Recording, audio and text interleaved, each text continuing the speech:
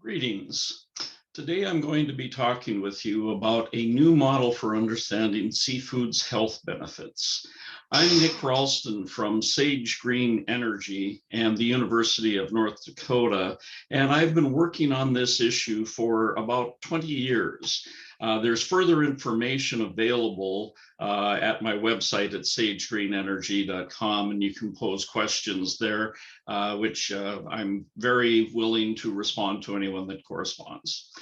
Today's discussion is about how healthy minds and bodies require good nutrition and how seafood is one of the best forms of nutrition that we have available. Studies are finding that eating ocean fish helps adults live longer, healthier, and happier lives. And we now know that mothers that eat more ocean fish during pregnancy have more intelligent children. And this is new information that has been well established now by numerous studies performed around the world. And we'll be discussing that. And I want you to listen carefully and share widely, because this information is important and it needs to be shared. Seafoods are rich in many essential nutrients, but too many people eat far too little seafood. And ocean fish are rich in protein, fats, important vitamins, essential trace minerals. So healthy nutrition has to begin before birth, continue throughout childhood, and should continue throughout our entire lives, because good nutrition contributes to longer, healthier, and happier lives. Ocean fish are probably the best source of selenium there is, because not only do they contain selenium, which is a very important trace element, but they also contain omega-3 fatty acids that are vital throughout the body, but especially in the brain. And selenium and omega-3 fatty acids work together. And that's the reason I'm mentioning them in this form, because if we don't get enough of the long chain fatty acids from our food, we can slowly make them, but it's difficult to make enough, especially since too many of us eat far too many of the omega-6 high fat types of foods that aren't healthy. The fats in fish are healthy. If a mother doesn't get enough of those long chain omega-3 fats in her diet, her body will have to steal them from her own brain, which is where those fats are most important. She'll steal from her own brain to make her child's brain. And similarly, if mothers don't have enough selenium in their diets, she'll rob her own tissues to make sure her child has enough selenium. Studies from around the world are showing that mothers that ate at least 2 ocean fish meals per week had children with far higher IQs than the children of mothers that did not eat ocean fish during pregnancy. Here's results from the ALSPOC study, one of the largest. The children in this study are now in their 20s, and this is one of the largest and best performed studies there's been. But the mothers that ate the lowest amounts of ocean fish, they had the lowest amounts of mercury. Here they are just partitioned by groups depending upon their mercury concentration. So group 0 to 1 had the lowest mercury. And you see that group did have a normal IQ. 100 is the established value for normal. But as they had higher mercury concentrations from eating more ocean fish, you can see the IQs jumped at each increment, until at the highest level of ocean fish consumption, they were getting about 7 to 8 IQ points better. Their children were doing much better. And it was the nutrients from the ocean fish that had this effect. Not only IQ, but also behavioral difficulties assessed at age 7. The children of mothers that had eaten the least amount of ocean fish had the most difficulties with their behaviors. Behavioral difficulties were far less as mothers' seafood consumption during pregnancy increased. So that's a very important issue. So a whole bunch of parameters were assessed. I don't have time to show them all, but scholastic performance, IQ, as I just showed, a whole host of neurofunctional and neurological assessments were performed, and all of them improved with increasing ocean fish consumption. And of course, this is not quite what we were led to expect, is it? And that's the importance of today's discussion, is we have to have a new understanding of things because the data is now in, and we now know much more than we did back when those earlier advisories were generated. Ocean fish, like I said, they're very rich in the omega-3s that make up the brain and are also very important in controlling inflammation. And so the seafoods, because they're so rich in so many nutrients, including iron, iodine, and selenium, they're benefiting our health in so many ways, not just neurological development of children, but also heart health in adults, and also in prevention of some diseases, disorders that accumulate with age. So no nutrient works alone, and it's very important to understand that selenium and omega-3 fatty acids work together very, very tightly. The selenium-dependent enzymes prevent oxidative damage to the omega-3 fats, and those fats are very vulnerable, so they need to have selenium-dependent enzymes to prevent oxidative damage and reverse it if it does happen. So why are people still concerned about the mercury contents in the seafoods?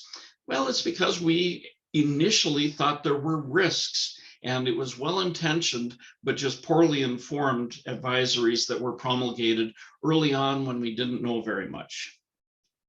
So Mercury, of course, was the god of thieves because he was associated with speed. Mercury is sometimes called quicksilver because it moves so quickly on the floor.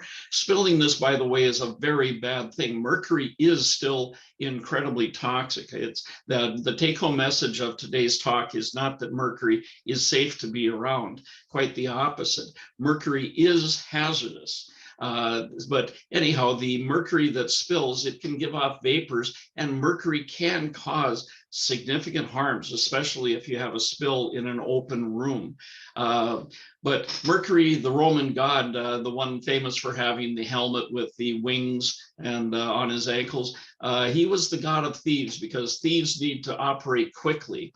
He was also the god of merchants. Notice the MERC, the same as the MERC of Mercury. Merchants wanted things to move quickly, and so Mercury was associated as being the god of merchants.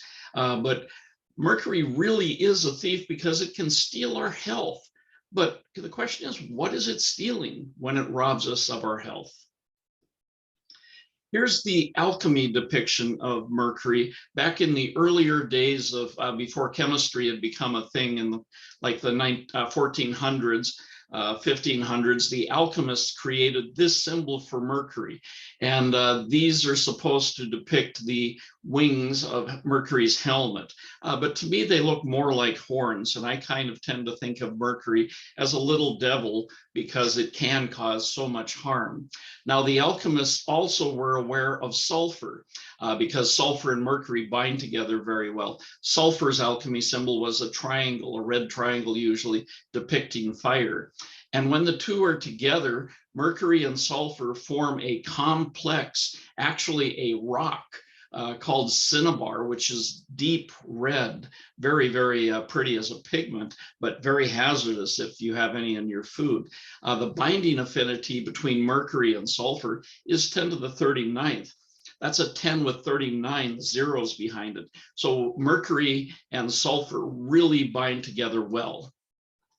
And mercury, we know that too much mercury can be harmful to children. That part we're not arguing at all. In fact, that's actually the major part of my studies. Minamata, Japan, where they had many, many tons of mercury dropped into a small bay, the fish had huge amounts of mercury. This was many, many tons of mercury being dumped into that small bay. The fish had terrible amounts of mercury. It was poisonous to adults that were eating the fish, let alone to the children that were exposed to mercury from their mothers eating those poisonously contaminated fish. So the severe harms were definitely proof. In fact, one of the earlier proofs that we had that fish could carry mercury and cause toxicity. Iraq, they were not eating ocean fish. They were actually eating seed wheat, which was pink, treated with mercury fungicide to prevent the mercury from, the mercury prevented the fungus from growing on the wheat. So that's a common treatment of seed wheat, but you're not supposed to eat the seed wheat. But the mothers that did, they experienced severe harm. And once again, adults were even poisoned by the amounts of mercury they were taken in, but children were especially vulnerable. In New Zealand and in the Faroe Islands, they studied the effects of seafood consumption, and there wasn't anywhere near the level of mercury that there were in Minamata and Iraq. So the harm was not as severe, but definitely there was still harm noted. However, the more recent studies have found that instead of harm, there are IQ benefits in the children. Just like I showed you from the Alsbach study in the United Kingdom, significant health benefits. The IQs of children rise, like I said, to 7 to 8 IQ points, in some cases almost 10. So in the United States, it was almost 10, and studies in Denmark and Spain have confirmed this. So what's the difference here? It's higher mercury is not causing harm, but these studies said, yes, it was. So you can understand why there had been concern and questions about this issue.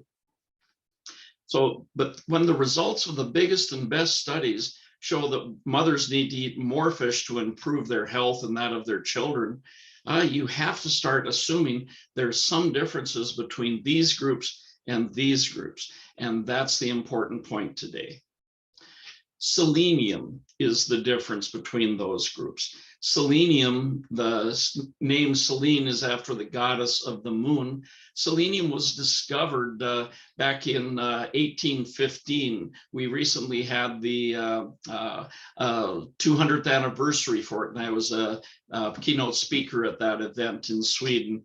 It was initially mistaken for tellurium, though, a related element, but tellurium means earth. So when they realized that they had a new element that wasn't tellurium, they named it after Selene, meaning moon. So selenium is the element that is required by those enzymes that prevent and reverse oxidative damage in the brain. Now, oxidative damage is relatively simple. If you've seen oxidative damage anytime you've cut an apple and noticed that it was nice and white when you first cut it, but as you let air get at the flesh of the apple, it rapidly turns brown. That's a nice visual depiction of oxidative damage, and you don't want that to happen to your brain. But your brain is having an awful lot of oxygen churn through it. 25% of every breath you take in, 25% of the oxygen from every breath goes to the brain. So the brain, being made of a very readily oxidizable material, those omega-3 fatty acids that I mentioned, they could very easily be damaged by the byproducts of that oxygen that's going through the brain. So we need selenium-dependent enzymes, which are the only ones that will protect the brain from these serious oxidative damage that would otherwise occur, and not only protect it, but reverse the oxidative damage when and if it does happen throughout the brain. So brain, heart, and many other tissues in the body simply cannot survive without selenium. And selenium is so important in the body that there's only one thing that can stop it from doing its job, and that one thing is mercury. Selenium was discovered long after the days of the alchemists, so it didn't have an alchemy symbol. So I created this one for it. And you notice I gave it a halo, and that's because selenium is always working in our favor. Too much selenium can be bad for you. I don't want to get that message mistaken. But the enzymes that prevent and reverse oxidative damage, they're protecting us. They're saving our lives. However, selenium shares a lot of chemical behaviors that are very similar to sulfur. And so, as you would expect, mercury and selenium bind just like mercury and sulfur did. But when mercury selenide forms, it's 1,000,000 times higher binding affinity. 10 to the 39th was the binding affinity between mercury and sulfur. For selenium, it's 10 to the 45th.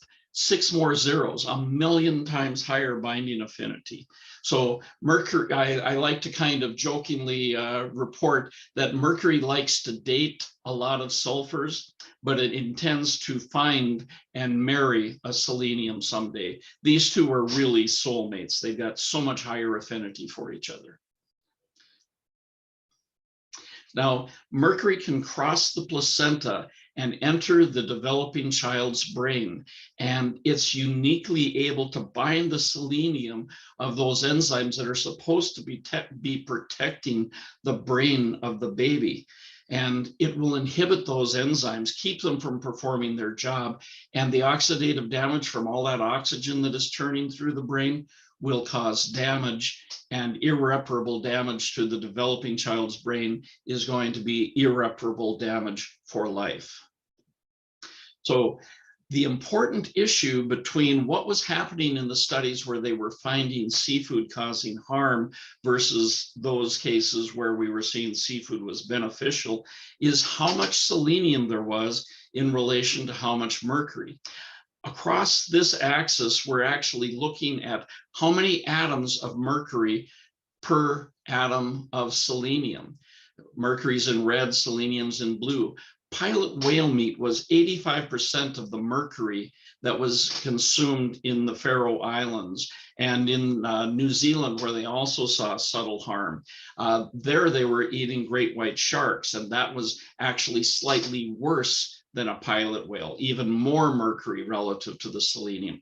So eating those types of seafoods, obviously that's going to be bad for you because you have a huge amount of mercury that's going to be binding a very small amount of selenium. The babies are going to be harmed by that, obviously. Mako sharks are similar. Swordfish, not quite so bad.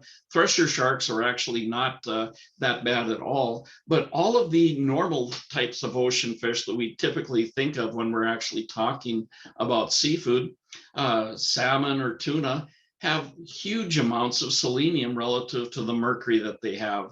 So these types of seafoods will not diminish your selenium status in your brain.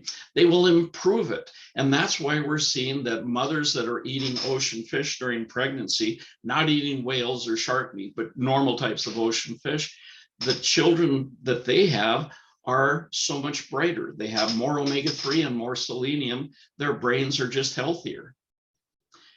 We created the health benefit value because it's so much easier to tell a mom if it's got a negative health benefit value. You can see some of these are very negative. If it's got a negative health benefit value, don't eat that during pregnancy. If it's got a positive health benefit value, all of these are positive. That's a seafood that will enhance your child's health and also, by the way, enhance the health of the mother. So eating seafoods with positive health benefit values actually diminish the risks from eating pilot whale or shark meat. In fact, the mothers in the Faroe Islands that were eating those pilot whale meat meals, if they had not also been eating ocean fish that were selenium rich, their babies' brains would have been severely harmed. In fact, looking at the umbilical cord bloods of the children in the Faroes, this is taken from the umbilical cord at birth, the amount of mercury, here's mercury across this axis and selenium across this. This line is the 1-to-1 axes. So if you're anywhere on this line, you've got exactly equal amounts of mercury and selenium. You can see that the umbilical cord mercuries of the children in the Faroes, those that were above this dotted line where the lowest observed adverse effects were, they were very close to this adverse effect of the 1-to-1 molar ratio. In fact, some of them were even below 1-to-1. They had more mercury than selenium in their blood. Whereas in the Hawaii Islands, where we just completed a study, the more ocean fish that moms consumed, the higher their selenium. You can see that the moms, the umbilical cord bloods in the Hawaiian moms are higher on average than any of these. And this line is showing the predicted ratio as they increase. They do not approach this line. They actually stay away from that line quite handily. And so that's how come we find that the more ocean fish mothers eat, the healthier their children. And that's exactly what we're seeing in all of these studies. So we created the health benefit value to reliably predict safety and benefits of seafood. So let's see if it works. In Minamata and Iraq, where there was severe harm seen, the selenium health benefit values were minus 5,000, minus 800, hugely negative, hugely horrible for any mother to eat. So obviously the health benefit value predicts correctly those foods should not be eaten. In the Faroes in New Zealand, the pilot whales the great white sharks in New Zealand had a minus 123 health benefit value. So that's very harmful. But fortunately, they were also eating regular types of ocean fish that had positive values. So they were mostly protected. Like I said, if it hadn't been for eating ocean fish with positive values, instead of subtle harms, we might have seen serious harms among these children. But we did see harm, and the health benefit value says, yes, we predict eating those fish is not going to be good for the child, and definitely we saw that there was harm. In all of these other studies, the health benefit values of the seafood consumed were all positive. That predicts a benefit, and so all did show benefits. So all of these studies, the selenium health benefit value reliably predicted the safety and benefits of the food consumed. It's the only reliably accurate index of seafood safety and benefits. So in summary, eating ocean fish enriches the selenium status of the mothers and their children and protects against mercury. And mothers that eat ocean fish improve the IQs of their children.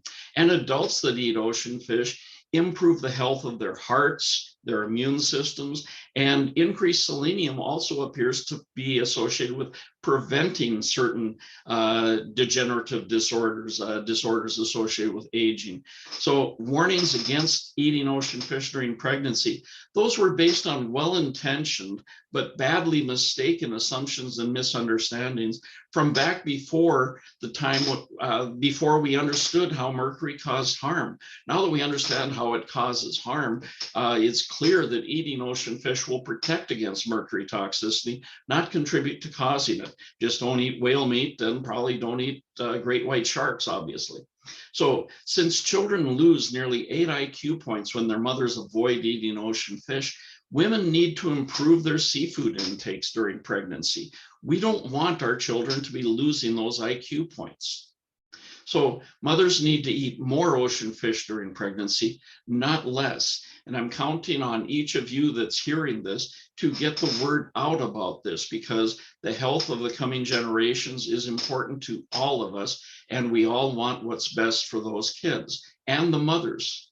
All cultures around the world have this thing, they know seafood is brain food. And the more ocean fish that is eaten by the mom during pregnancy or by the child as they grow, the smarter those children are going to be. And that's what everyone wants.